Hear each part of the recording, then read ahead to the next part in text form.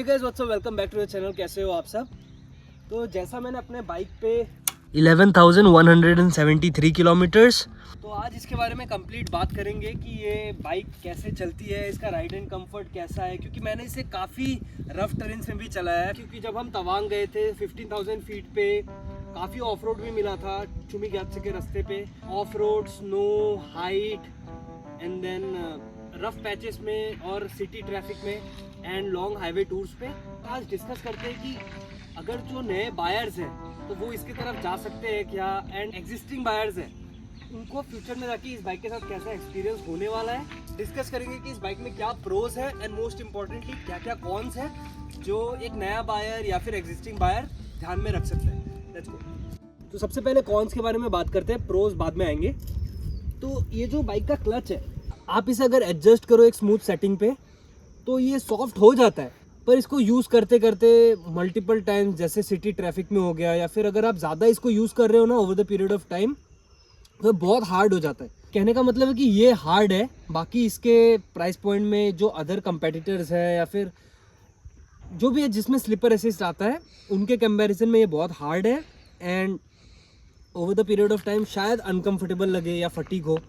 तो ये एक पॉइंट था। इस बाइक में ना दो मेजर कॉन है जो मैं अभी डिस्कस करूंगा ही, और बाकी जो कॉन्स मैं बताऊंगा ना अभी वो इतने कुछ ज़्यादा मेजर नहीं है, वो छोटे मोटे नॉर्मल है।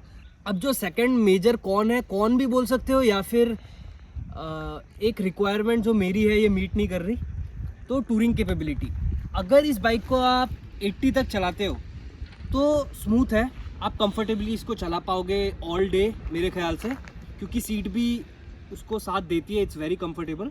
तो 80 तक ये बाइक बढ़िया चलती है, बट जैसे आप स्पीड बढ़ाते हो ना 90, 100, 110 ये कर लेगी, बट वो कंफर्ट वाला फैक्टर ना चला जाएगा। आप वो स्पीड्स पे क्रूज कर पाओगे बट नॉट फॉर लॉन्ग, क्योंकि वो वाइब्रेशन ज़्यादा देगा आपके हाथों में, पैरों में, और ज़्यादा 100, 110 पे ना इसके सीट पे भी वाइब्रेशन आ जाता है, जो कि ओवर द टाइम आपके बम को नम कर देगा, हाथों को नम कर देगा। तो वही बात है, इसका कंफर्टेबल स्पीड 80 तक का स्पीड अगर आपको सही लगता है टूरिंग में तो this bike is good for you. अगर नहीं आपको और स्पीड चाहिए तो यू शुड थिंक मोर। और मैं बोलूँगा ना कि ये पहाड़ों के लिए ना बहुत अच्छा ऑप्शन बन जाता है, क्योंकि पहाड़ों में आप वैसा स्पीड कभी मेंटेन भी नहीं करोगे एंड एक दो बार जाओगे शायद 80s पे, बट देन जो टॉर्क आपको मिलेगा ना इसमें एंड गियर रेशियो, तो आपको गियर भी चेंज नहीं करना है ज़्यादा। तो मैं बोलूँगा कि पहाड़ों के लिए बहुत बढ़िया मशीन है। फर्स्ट जो मैंने बोला क्लच का, and then second touring capability. इसके बाद आते हैं कि बहुत लोग पूछ रहे थे इस बाइक में हीटिंग है या नहीं, तो ऑनेस्टली बोलूँगा कि इतना हीटिंग नहीं है, क्योंकि taking the size of the motorcycle 350 CC, आप इसे सिटी पे भी चलाओगे बम्पर टू बम्पर ट्रैफिक में भी, तो बहुत हल्का हीट होता है। एंड वो कहाँ होता है, जैसे आप ऐसे बैठे हो ना, हल्का सा आपकी इनर थाई में होगा दोनों तरफ, जैसे यहाँ बैठे हो तो इस जगह पे हल्का सा हीट फील होता है, but I think that's normal, और वो सिर्फ ट्रैफिक पे होता है। जब बाइक चलने लगती है तो वो इतना हीट आपको फील नहीं होगा। और अगर आपको हीटिंग के बारे में 100% कंफर्म होना है ना कि कितनी हीट करती है नहीं, तो मैं तो बोलूँगा आप इसे सिटी में एक बार टेस्ट राइड लो।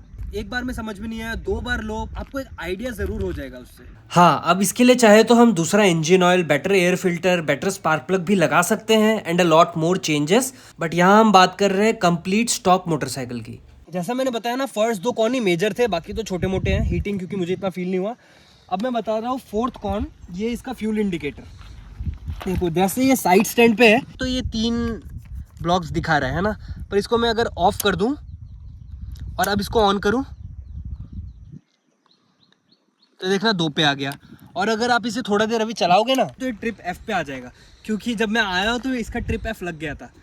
फ्यूल इंडिकेटर इसका एक्यूरेट तो नहीं है, but it gets the job done. मतलब आपको पता लग जाएगा कि कब इसमें रिजर्व लग रहा है, क्योंकि रिजर्व का फ्यूल एक बार अगर जल गया तो ये समझना कि इसमें अभी भी 4 लीटर फ्यूल है।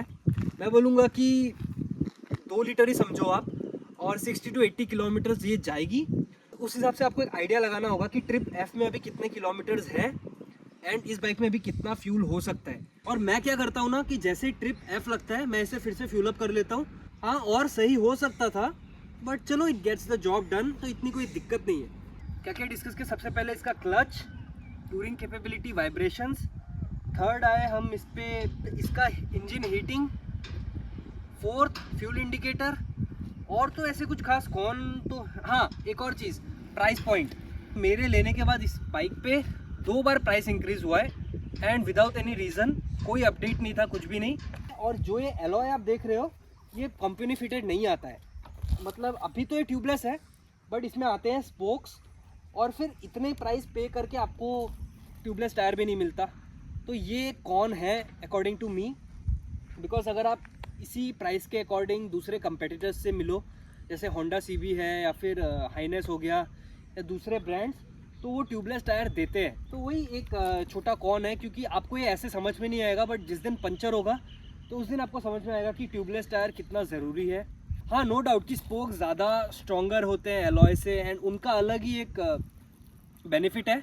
और उसके ऊपर मैंने एक और वीडियो पहले बनाया कि एलॉय और स्पोक में कौन सा बेटर है आपके लिए, तो वो आप देखना तो आपको एक आइडिया हो जाएगा। एंड ये फिर पॉइंट उतना मैटर नहीं करता प्रो है या कौन। स्टॉक हेडलाइट की बात करें तो सिटी कंडीशंस पे ठीक है, चल जाएगा, पर जहाँ आप अंधेरे रास्तों पे या हाईवेज पे चले जाओ जहाँ स्ट्रीट लाइट नहीं है, वहाँ दिक्कत होगी। इसीलिए मैंने अलग से ऑक्स लाइट्स लगाए हैं और उसके ऊपर वीडियो भी बनाया है।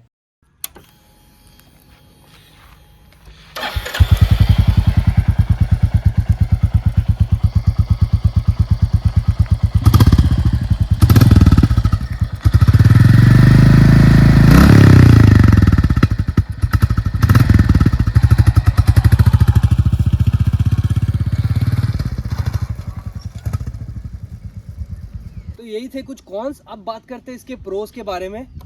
तो सबसे पहले तो है भाई लुक्स। इसका जो पूरा सिलुएट है, जो एस्थेटिक है, दैट्स वेरी टाइमलेस।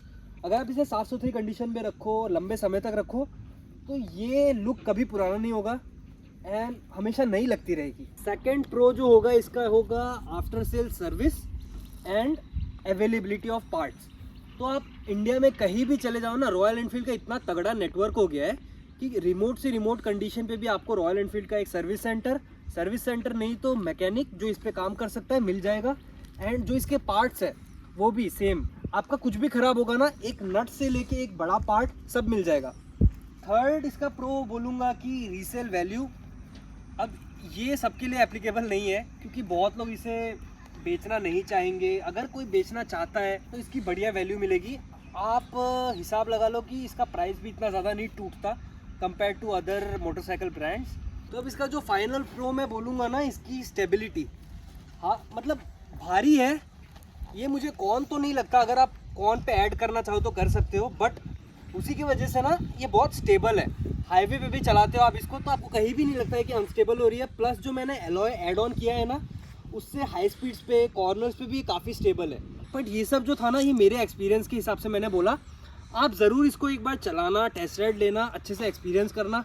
एक बार में समझ में नहीं आया तो 2-3 जितना मन करे उतना टेस्ट राइड लेना। अपना एक्सपीरियंस भी शेयर करना, आपने कितना किलोमीटर चलाया है, प्लस आपका एक्सपीरियंस क्या है वो नीचे ड्रॉप करना। इससे क्या होगा कि एक बाइकिंग कम्युनिटी को पता लगेगा उसका कैसा है, उसका कैसा है। जो नया बायर है उसको एक आइडिया मिल जाएगा कि इन सब का कैसा है। It will be like a forum. चलो गाइस, ये था इस वीडियो के लिए। वीडियो कैसा लगा कमेंट में बताना। अच्छा लगा तो लाइक करना। इन चैनल पे नए हो, सब्सक्राइब नहीं कर रखा तो सब्सक्राइब कर लेना। तो फिर I will see you in the next one. Take care, bye bye.